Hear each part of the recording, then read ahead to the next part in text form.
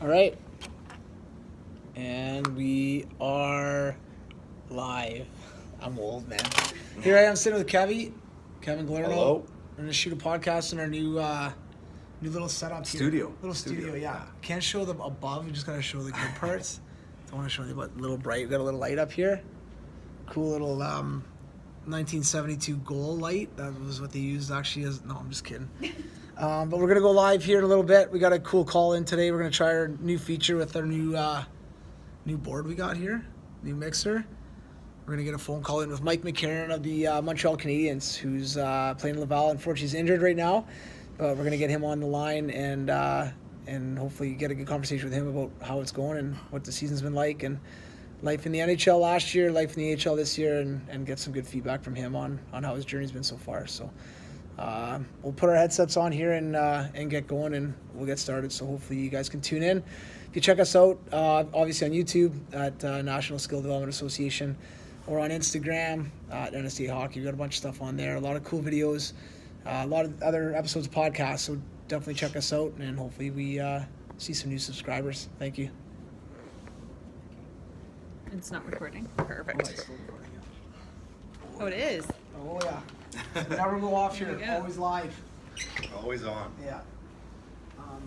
You can kill whatever you want, and then I'll whenever you're done, we'll slide it over. And we'll start it. I'll use it to call Michael. You gonna start by calling. No, we'll call him after. We'll shout a little bit about what we're talking about. So. All right, welcome to another episode of Behind the Gear, and today we got one of our reoccurring guests here, Kevin Galerno. Kevin is a skills coach, obviously with in London, Ontario. Works with a lot of Knights a little bit, and obviously a lot of minor hockey associations and players in the area. But today we thought we'd kind of chat a little bit more about what happens as you go through minor hockey, and then you get to that junior level, that potential college level, CHL level, and then AHL, NHL. We got a cool guest coming on today, Michael McCarron, who's with the Montreal Canadiens playing Laval this year. Unfortunately, he's injured, so, fortunate for us, unfortunately. Yeah. We get him on the couch today, and we get a chance to chat with him a little bit. And kind of get his perspective on what it was like to go through those levels and kind of what happened to him on his journey.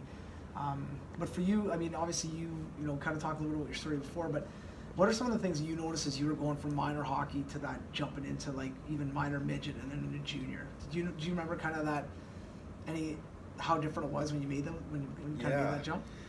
I do. I think everyone's so in their own bubble. I look back now, and if I was to put myself in those shoes, I only remember, how I looked at it then. And I probably don't spend enough time now looking back as a skills coach. Right when you asked that question, the first thing I thought was like, oh yeah, I remember everyone at every level telling me I was too small. Right. You can't play, and found a way to play, midget AAA, and then junior, and then eventually college, and a little bit in Europe, which was great. But when I look back now, I'm like, why was I able to do that? And I think the first thing was I loved it, and I think you can relate to players that you see, whether it's junior players, minor hockey players, or London Knight players, or AHL players, NHL players, and you probably can pick out the guys that loved it right away.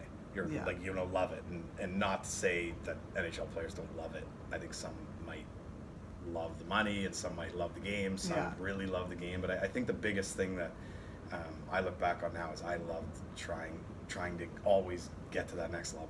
Yeah. And that's what kept me going. That's why I wish,